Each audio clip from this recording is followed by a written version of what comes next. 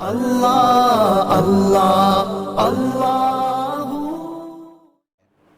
میرے ایک فاضل دوست نے مجھے ایک حوالہ، میری ایک کلپ کے جواب میں انہوں نے کمنٹ کیا اور انہوں نے کہا کہ شرح صحیح مسلم شریف میں جو امام نووی نے اس کا شرح ساتھ لکھا ہوا ہے، اس میں انہوں نے لکھا ہوا ہے کہ کف الصوب سے مراد یہ ہے کہ آپ نے پانچے اٹھائے ہوئے ہیں۔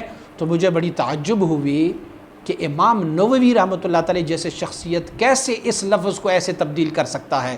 تو میں نے سوچا کہ شاید میرے اس فاضل دوست کو یہ معلوم نہیں تھا کہ میرے ساتھ بھی صحیح مسلم اور امام نووی کے وہ شرح موجود ہے۔ تو میرے پاس یہ ہے صحیح مسلم شریف، اور اس کی ذیل میں جو ہے وہ امام نووی رحمۃ اللہ تعالی کا شرح ہے۔ اس کو ہم نکالتے ہیں۔ میرے پاس جو کتاب ہے یہ مکتبہ علمیہ ارگ بازار قندہار افغانستان کا چھاپ ہے، اور ان کا جو ہے وہ صفحہ نمبر 193 193 جلد اول۔ میرے فاضل دوست نے مجھے اس کی طرف متوجہ کیا تھا اور میں وہی حدیث آپ کی خدمت میں پیش کر رہا ہوں۔ حدیث شریف حضرت ابن عباس رضی اللہ تعالیٰ عنہ سے روایت ہے کہ حضور نبی اکرم صلی اللہ علیہ وسلم نے فرمایا، پورا اگر آپ روایت سننا چاہیں گے تو آپ پوری کی پوری روایت سنیں۔ حدثنا محمد ابن حاتم قال حدثنا بہز قال حدثنا وہیب قال حدثنا عبداللہ ابن طاووس عن ابن عباس ان رسول اللہ صلی اللہ علیہ وسلم قال امرت ان اسجد على 7 اعظم الجبہہ واشار بیدہ على انفہ والیدین والرجلین واطراف القدمین، اور فرمایا ولا نکفت الثیاب ولا الشعر۔ یہاں پر کف الصوب کی لفظ کو تبدیل کر کے ولا فرمایا کہ ولا نکفت الثوب، نکفت الثوب کا لفظ ذکر کیا ہے۔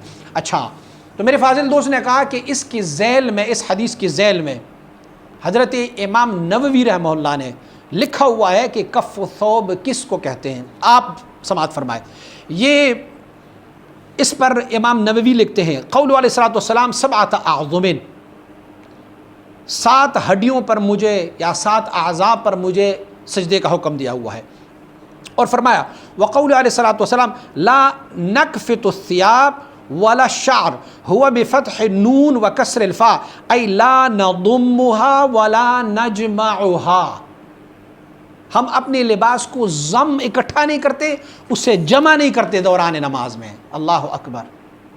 کہاں پر روایت ہے کہ حضور نے فرمایا ہوا ہے کہ شلوار کو ہم فولڈ نہیں کرتے؟